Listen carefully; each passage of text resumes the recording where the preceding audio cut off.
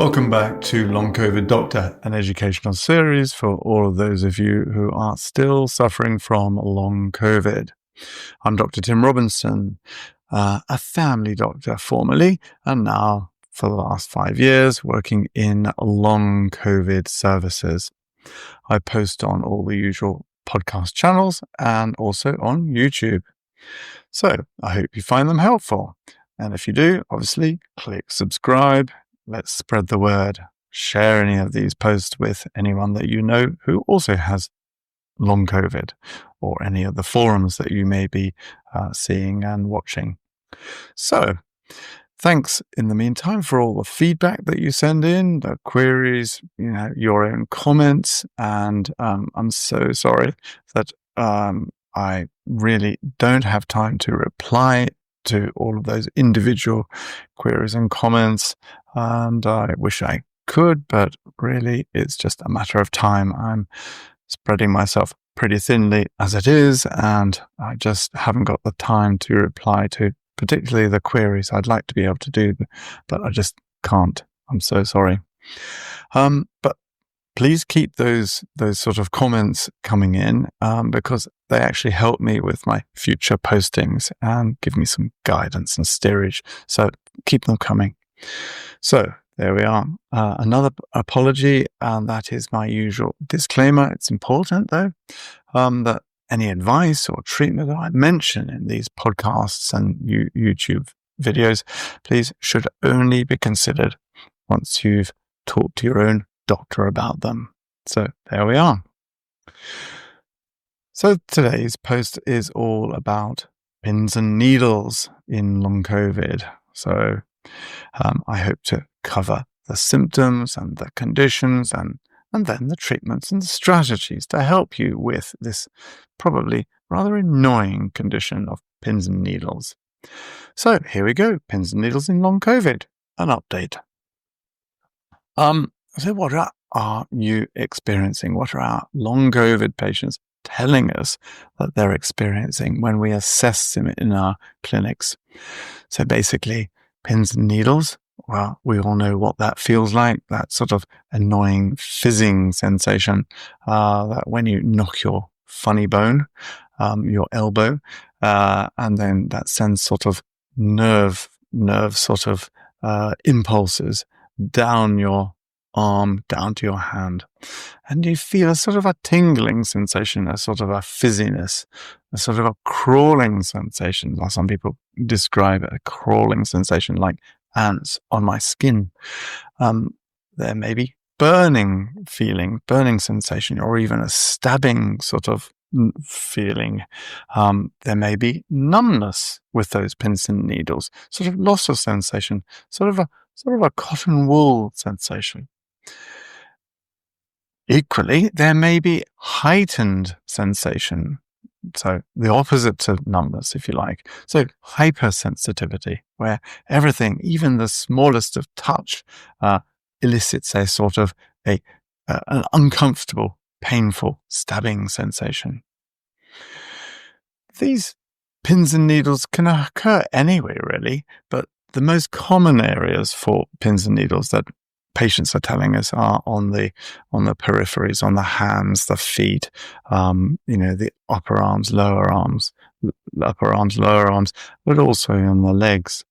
But they can occur anywhere, really, like as I said. So on the face, for example, on the trunk, on the chest, on the back. They can occur in large areas or even just small patches. They can be symmetrical, so have a pattern about them, or they can be pretty random in where they're popping up, so no pattern whatsoever. And they can occur in the daytime only, or in the nighttime only, or both day and night. They can be continuous, or they can be intermittent. So what should you do about them? Well, basically, the message is clear. Any new symptom, you should always take that new symptom off to your GP. Say, make an appointment with your GP and present this symptom, because we've got to find an answer. We've got to find out what it is. We need to get to a diagnosis And so the GP, he or she, will probably take you through the history, and they'll ask you, when do they start? What are they like? And what makes those symptoms, that pins and needles, worse? What makes them better? And then ask about your general health and take into account any other past medical history, any other medicines you might be taking, etc., etc. So just basically a full medical history, standard medical history. Then it's usually then on to an examination, general physical examination, probably sort of tailored to the symptoms that you've already described. But being a sort of pins and needles sort of would lead to more of a neurological examination, examining for fine touch and pinprick sensation on the skin, just checking for the sort of the area that is affected with your pins and needles, or your numbness, your paresthesia. Then that then leads on to sort of the investigations, again, guided by, tailored to the symptoms and the examination thus far. So probably just want to do the standard blood tests, looking for full blood count, liver test, kidney test, thyroid, diabetes test. That's quite relevant. We'll come on to that. So standard blood tests for long COVID, as you would do. The GP, of course, is always on the lookout for so-called red flags. Red flags are those symptoms or signs that are slightly suggestive of underlying conditions which are probably more sinister. So if you say, for example, in the general history, say, I'm feeling I'm thirsty, I'm always drinking now and peeing a lot, then the GP will be thinking, is this diabetes? Which can lead to skin problems, sensory skin problems. If you're saying that you're tired all the time for no good reason, yes, in long COVID, you've got fatigue, but tiredness over and above that may be due to anemia, and in particular, B12, pernicious anemia. So vitamin B12 deficiency, pernicious anemia, which again is relevant in someone who's presenting with a skin problem, neurological skin problem, such as pins and needles, because B12 deficiency, one of the complications of B12 deficiency is peripheral neuropathy, so impaired nerve function of the peripheries. Then there's one-sided weakness with loss of sensation. Obviously, that's scary. That's definitely a red flag, because you're beginning to think, hello, help, is this a stroke? Maybe there's weight loss. Again, weight loss is always a scary red flag. Is there a cancer somewhere? Maybe your peripheral neuropathy, your sort of loss of sensation, or your altered sensation is due to a cancer, perish the thought, pressing on a nerve, so the nerve isn't working properly. So those are the red flags that your GP will be thinking about in the whole sort of assessment. Referral on to, say, the neurologist, or, investigation of one of those red flags is obviously necessary, and the GP will make that referral. So, pins and needles, like I said, and in this whole assessment, what are we trying to do? We're trying to get a diagnosis. We're trying to see whether the pins and needles is due to long COVID or something else. What could that something else be? What are what we call differential diagnoses? Well, I've already given you a few hints, a few clues. I've mentioned the word diabetes, the condition diabetes. So like I said, diabetes can cause sensory problems, pins and needles, loss of sensation on the skin. Excessive alcohol intake can lead to vitamin deficiencies, which then can present with again, sensory impairment or changes of sensation, heightened sensation or loss of sensation, or pins and needles. I've talked about vitamin B12, haven't I? Which can occur in a condition called pernicious anemia, B12 deficiency, but also can be part of malabsorption, so gut problems. So therefore, it's not absorbed from your diet. Likewise, celiac disease can be presenting with, along with bowel problems, B12 deficiency. Then there are sort of damage to nerves, so diseases of nerves. So multiple sclerosis, it's multiple sclerosis. Cardinal symptom are sensory nerve impairment because of sort of plaques being laid down in the brain on the nerves. And then that leads to sort of impaired sensory processing. So the GP will want to be looking into this and obviously sending you to a neurologist for an MRI scan to try and identify, look for, and hopefully not, identify those plaques in the brain. Lyme disease, again, damages nerves, causes nerve damage and hence sensory problems. Other diagnoses, there are a few, aren't there? There's pressure on a nerve. That could be a pressure on the nerve from a slip disc, say in sciatica, that causes sensory changes, but also carpal tunnel syndrome, where the nerve called the median nerve is pressed upon in the carpal tunnel at the wrist. Then that causes numbness and altered sensation, and as well as impaired motor function of the median nerve. So the pressure on nerves.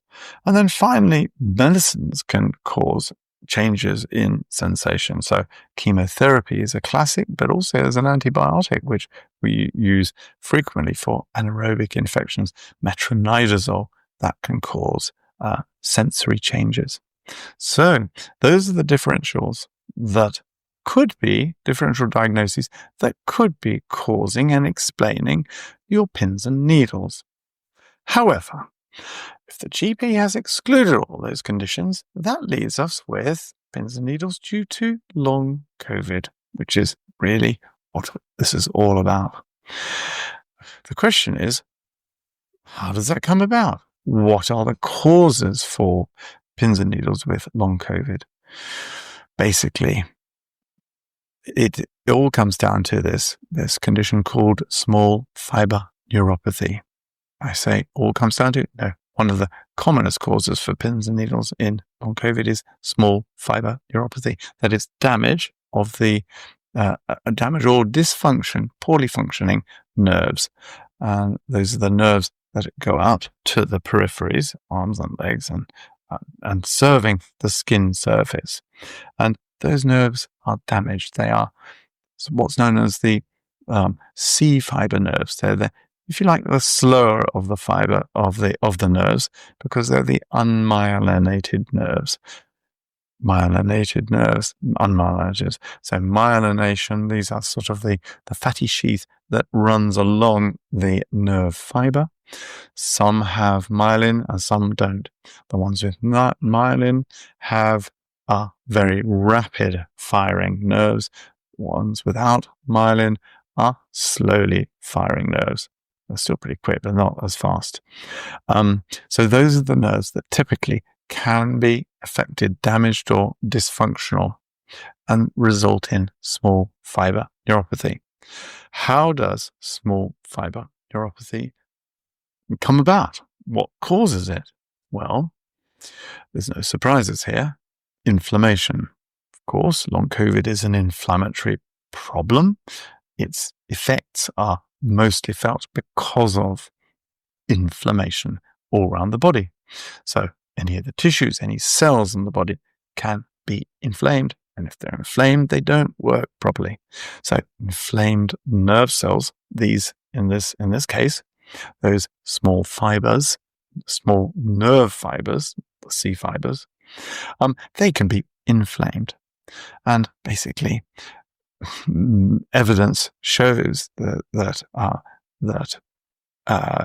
the inflammatory cells, so macrophages, have been found in those cells, these nerve cells, plus also the cytokines, plus also the natural killer cells.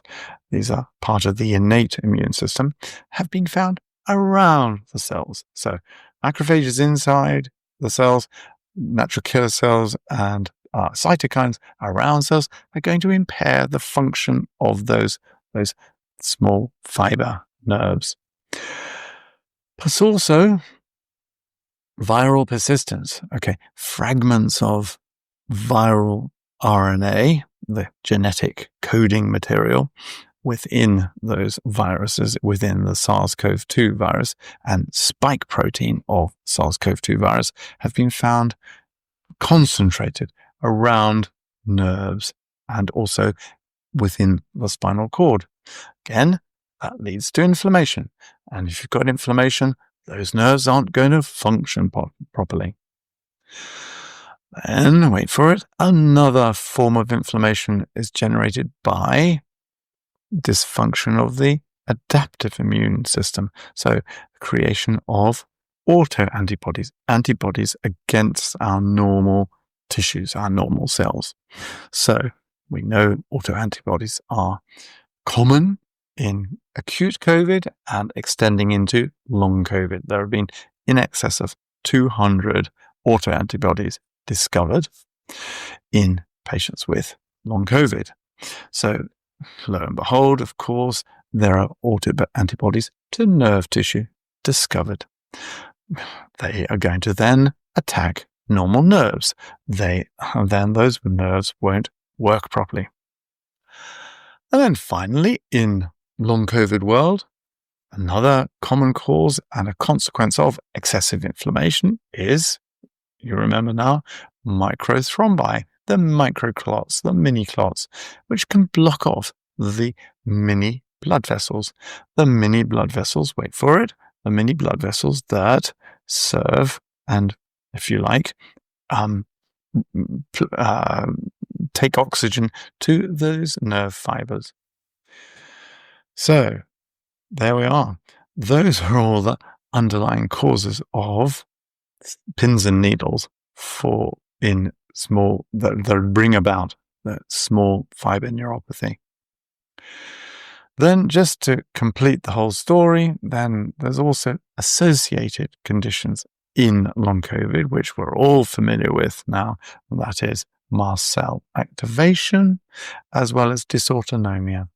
So mast cell activation can lead to inflammation throughout, and mast cells are concentrated and found throughout the whole system, throughout the whole body, but certainly there's plentiful supply in the connective tissues, and basically it's the connective tissues that nerves flow through. So inflammation of those nerves, those mast cells, or degranulation of those mast cells in the connective tissues will cause inflammation of the nerves. Again, another cause for pins and needles and sensory nerve impairment. What makes us suspect that mast cell activation is occurring? Well, obviously, remembering the common causes, the common effects, the consequences of mast cell activation, that is, gut problems. So, bloating, loose stools, variable stool habit, new food intolerances, and then skin problems, hives, urticaria, cellular dermatitis, and then upper respiratory tract problems. So upper respiratory, so congestion in the sinuses, or runny nose, or postnasal drip, or sore throats. So if you've got any of those, it does obviously make you suspect that mast cell activation is present, which it's important to make that diagnosis because actually this is something we can do something about. I also mentioned dysautonomia again. We know that there's an overlap between mast cell activation and dysautonomia. We know dysautonomia is incredibly common in long COVID. So lightheadedness and faintness and palpitations and POTS, dreaded POTS, temperature dysregulation, nausea, ear ringing in the ears, tinnitus, as well as vagus nerve, the parasympathetic nerve that basically takes all the sensory impulses from around the body up to the brain. That can be working, not working properly, or overworking, being oversensitive. So either way,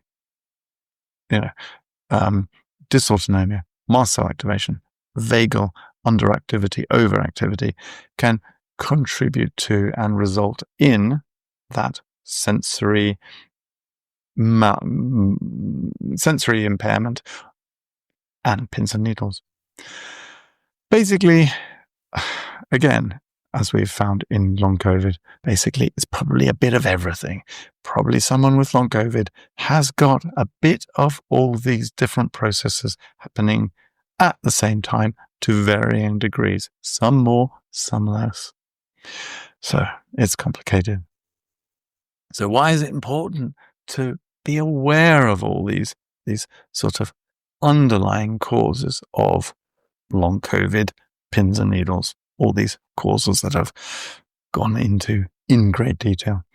Well, I think it's, it helps us because it helps us to know, it helps us with getting the diagnosis. Again, like diagnosis is key, isn't it? And we know that, that we can attribute these symptoms to the diagnosis. And we've actually gone through that process of ruling out more serious underlying causes. And as a consequence, we can then, that helps us with how we're going to manage the presenting symptom, in this case, pins and needles. That obviously is also quite good because it gives us peace of mind, and that understanding gives us peace of mind and helps us the validation thing of, we can be believed, and helps us accept it for what it is. And acceptance is so key because that brings, I'll say again, it brings great peace of mind. So that leads us on to the big question, and that is, this is the one you're really waiting to ask, and that is, how are we going to treat it? How are we going to manage this annoying symptom of pins and needles? What can we do?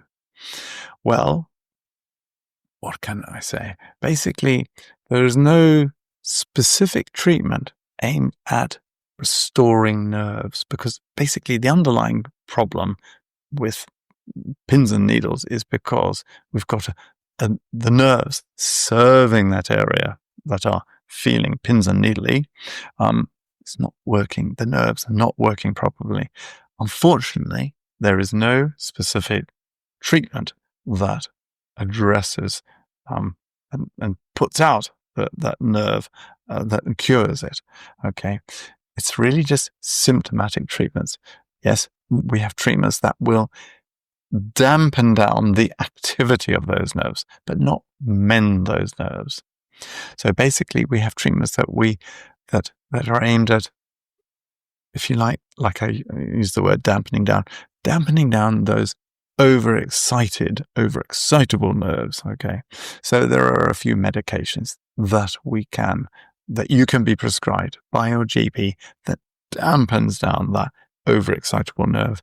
And the first group of drugs, there are a couple of groups of drugs, or three to be precise. The first is the gabapentinoids. Okay, so the two common ones are gabapentin and pregabalin. These reduce nerve excitability, and they also are very good for neuropathic pain. Remember, I talked about that burning pain that a lot of patients are experiencing, the stabbing pain. That's neuropathic pain because it's all to do with the nerves. Okay, nerve pain. Whilst we're on neuropathic pain, the first line drug that we in general practice world always start with our drugs that are in the class of tricyclic antidepressants, amitriptyline. Okay, I've used the word antidepressant. Well, I'm saying that because, yes, amitriptyline was the original antidepressant.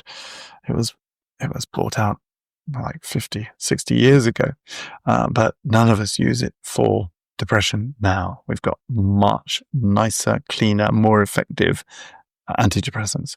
So when you look, if your GP prescribes amitriptyline, and you look on the label, on the box, and it says, this is an antidepressant, don't get the wrong end of the stick. It's not because your GP thinks you're depressed. No, it's a drug that we use. It just happens to be an antidepressant. It's a drug that we use that is really excellent at neuropathic pain. So typically we start with 10 milligrams at night. Why? Why at night? Because it can cause sedation. So by the morning, it's worn off. So you don't have that hangover effect. If you took it in the morning, you'd be feeling drugged up and sort of drowsy. Yeah, drowsy during the day. So amitriptyline is an excellent drug. You can wind it up to 50 milligrams, but actually by 50 milligrams, even if you take it at night, you feel probably a bit drugged in the morning. So 10 to 20 milligrams is the usual dose for that. And then the final group of drugs which we use for modulating pain, that's our sort of, pain modulation and help with pain processing, correcting incorrect pain pathways, is something called an SNRI, so selective norepinephrine reuptake inhibitor. So the one that is most used and has a license for this is called duloxetine. Again, your GP will be able to prescribe this. Again, it's effective. So those are the pills that help us dampen down those overexcited nerves that are causing you to have your pins and needles. There are also some topical applications that actually help a little bit. So lidocaine gel can help. So it's a gel which you can apply to the area that's annoying you with their pins and needles. And then capsicum patches, again, basically it's derived from a herb, not a herb, a condiment, I don't know, a seasoning called capsicum. So that can be applied, and we use this in post-herpetic neuralgia. And then finally, supplements. Okay, you may be deficient in vitamin B, in the vitamin Bs, particularly vitamin B1 and vitamin B12. So I mentioned vitamin B12 earlier with pernicious anemia, but if your vitamin B12 is slightly borderline, you can actually supplement it as a tablet. It's not as bioavailable as, or not as effective, and it's not the treatment for B12 deficiency, but it's better than nothing. So those are those we sort of can treat this pins and needles, long COVID pins and needles. So what can we expect? Basically,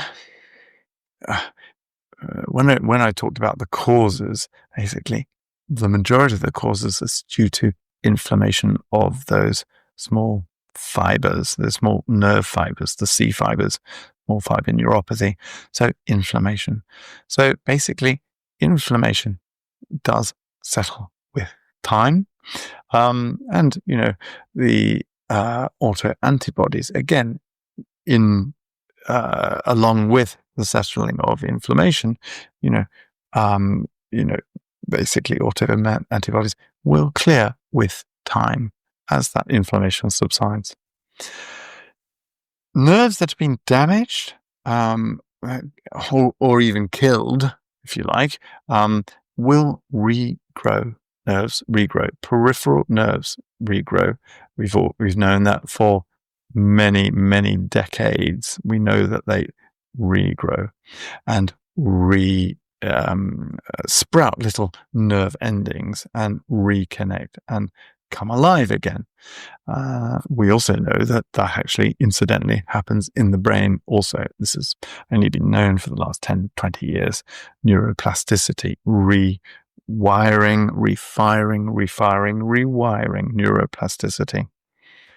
So damaged nerves that are not working properly will, and then hence bringing about your pins and needles, will repair themselves with time, but it takes time.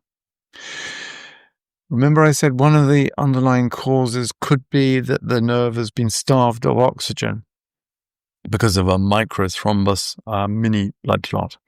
Well, the body is clever, and there is a process called angiogenesis, angio blood vessel creation, neoangiogenesis, and that creates pathways, bypasses any blood clots, but also blood vessels clear clots eventually. There's the process of what we call recanalization. So sooner or later, those blood clots will be cleared, and then if they're clear, then the blood vessel becomes patent again, and then blood goes through it, and then that serves the tissues that have been, up to that point, starved of oxygen. Remember the other causes? Mast cell activation, it is dysautonomia. Basically, mast cell activation, we know, again, listen to the podcast on mast cell activation. I recently posted an update on that as well. H1 and H2 blockers reverse that. And, if you've got all those other, like I covered very briefly, the gut problems, the skin problems, the upper respiratory problems, then those H1, H2 blockers will address those problems also. Dysautonomia, again, hopefully will settle with time. Again, but back to the original question that I asked, and that was what to expect. What are our findings, and what have our patients been telling us? Basically, most people with peripheral neuropathy or pins and needles, these problems with small fiber neuropathy, clear over a matter of months, or months as a range, basically months up to 1 to 2 years, because of all these processes that are happening down the infection, the sort of clearance of the blood clots, the mast cell activation, etc. Just takes time. So, is there anything else we should be doing? Well, yes. I mean, we mustn't forget. We mustn't treat these pins and needles or neurological problems in isolation. We've got to put it into the whole picture, the bigger picture of long COVID. So we must be addressing all those other elements of long COVID, the fatigue, obviously using the 3 Ps, the planning, the prioritizing, and the pacing, just to manage the fatigue properly. Some gentle reconditioning of those muscles. So maybe some stretching of the ligaments, the tendons, the muscles, with some gentle yoga, and sort of trying to attack and dampen down stress and worries, etc., with, say, maybe some focused sort of mindfulness or focused breathing strategies.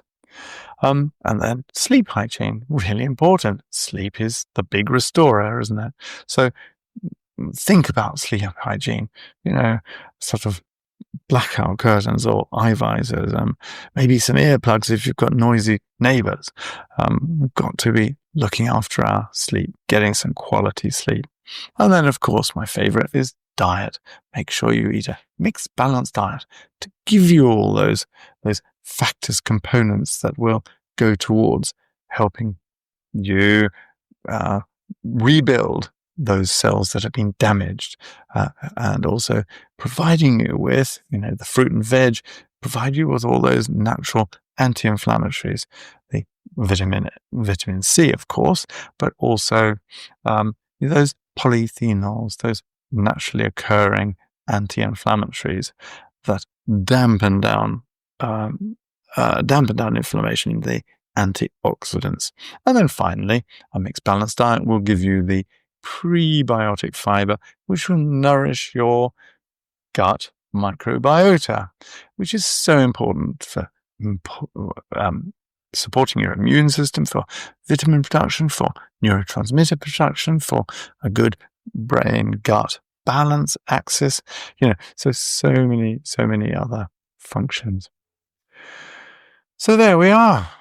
That is my update on pins and needles in long COVID. I hope you found it helpful. And like I said at the start, this is an educational series for those of you who still have long COVID. And in particular, this is all about the pins and needles that a lot of you have been, are maybe still experiencing. Remember my disclaimer with what I've said. Basically, any advice or treatments that I've mentioned, discuss with your doctor. So always remember, safety first. So there it is. Like I said, I hope that's really helpful for you. So click subscribe if you're looking at this on YouTube. Spread the word, share it, because I want as many of you long COVID sufferers to benefit from these educational sessions that I'm putting out there.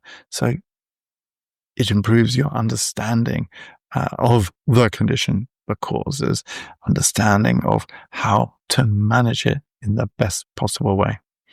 So there we are. That's it. So in the meantime, I wish you all well and, all well with your long COVID recovery. So all the very best to you and cheerio. Bye.